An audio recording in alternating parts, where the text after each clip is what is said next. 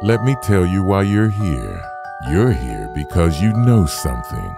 What you know you can't explain, but you feel it. You felt it your entire life. It is this feeling that has brought you to me. Welcome. Here is the 401 Files.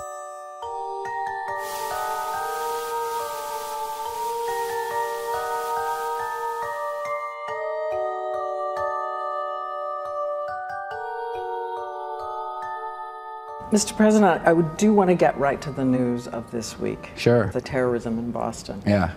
Many people have wondered if it took you right back to 9/11 when you heard it. Well, at first, I was deeply concerned that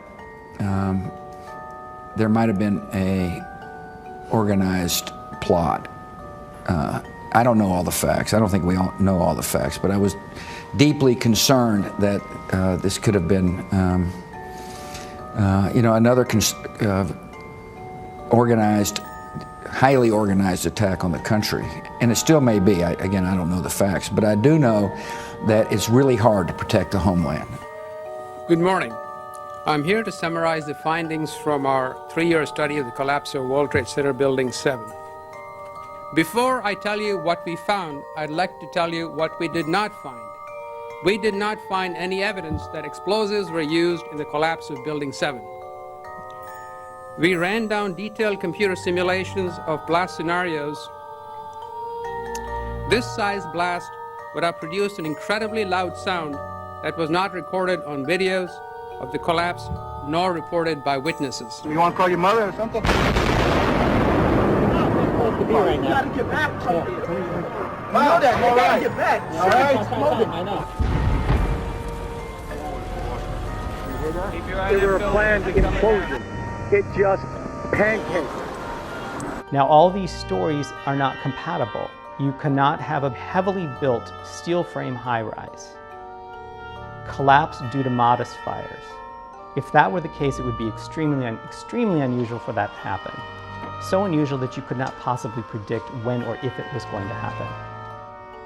At the same time, you have people more or less waiting for it to come down, and in some cases they had reported it had collapsed before it actually did. The latest building collapse in New York, you might have heard a few moments ago, is talking about the Salomon Brothers building collapsing, and indeed it has. It seems that this was not a result of a new attack.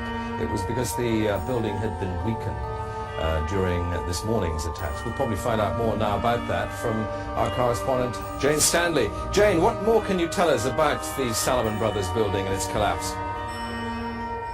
Well, only really what you already know. Details are very, very sketchy. As you can see behind me, the Trade Center appears to be still burning. We see these huge clouds of smoke and ash. And What happened? It was an explosion. We was in the lobby and the third explosion, the whole lobby collapsed on us. What was it like? What was it like?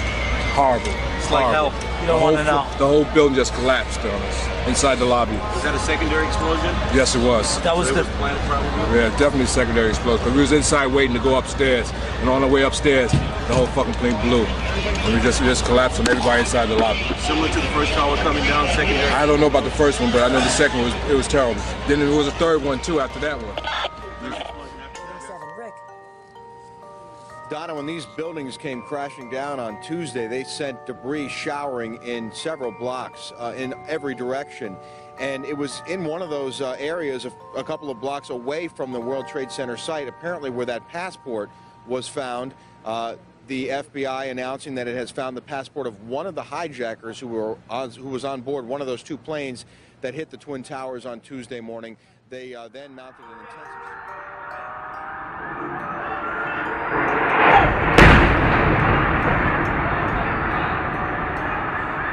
Holy shit, Martin. Oh! That's the other building. That's terrorists. Other building? That's terrorists, bro.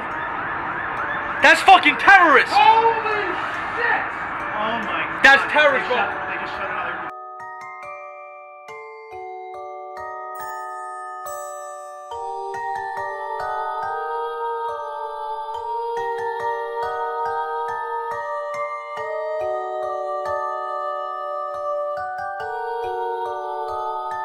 The United States knows that Iraq has weapons of mass destruction. Any country on the face of the earth with an active intelligence program knows that Iraq has weapons of mass destruction. There is no doubt that Saddam Hussein now has weapons of mass destruction.